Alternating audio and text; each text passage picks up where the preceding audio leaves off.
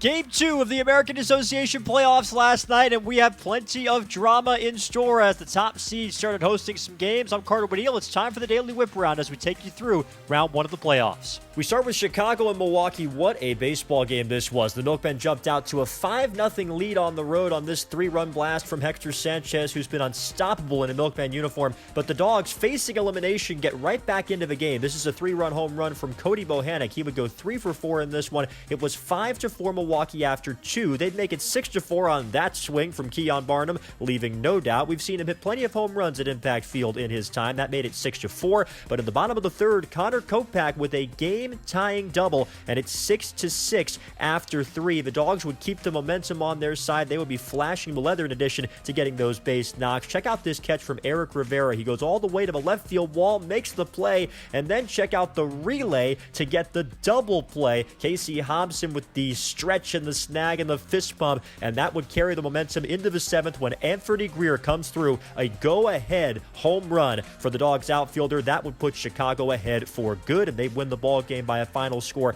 of 8-6. That means there's a win or go home game 3 at Impact Field tonight.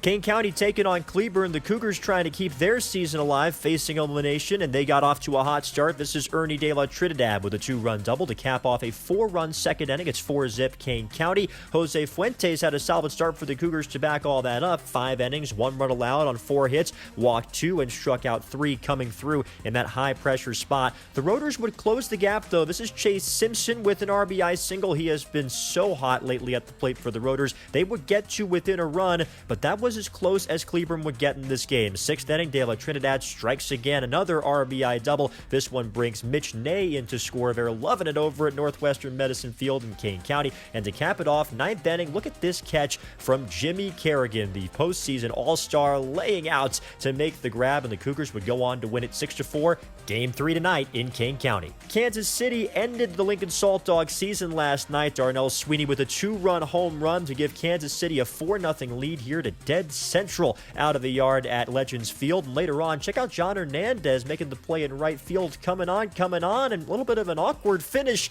but he makes the grab. Well done, and he gets the out. Lincoln would make it a 1-run game, though, in the 4th inning. Luke Roscom would hit this one out of the yard. That makes it 4-3 via the 2-run blast. But at the bottom of the inning, Sweeney strikes again, this time a grand slam, and that would put the game out of reach. What a night for Sweeney. 2 homers and 6 RBIs, and the Monarchs are through to the Division Championship Series. 8-3, the final score. Victorious in Kansas City. They await their opponent, and it's one of these 2 teams, Winnipeg and Fargo Moorhead. The RedHawks were in control in this one, trying to keep their season alive. Tyler Grauer, the rookie pitcher of the year in the American Association, tosses 6 innings of 2-run baseball, 4 hits, 2 walks, and 5 strikeouts, and the RedHawks would back him up quickly. They put up a 5 spot in the 2nd. This is John Silviano with his 2nd home run of the series already. He opened the scoring in Game 1 as well. That made it 2-0. He's fired up, and Peter Maris added his own 2-run blast in that 2nd frame. That would give the RedHawks a 5-0 lead that they would not relinquish. Later on, Alec Oland with the exclamation point.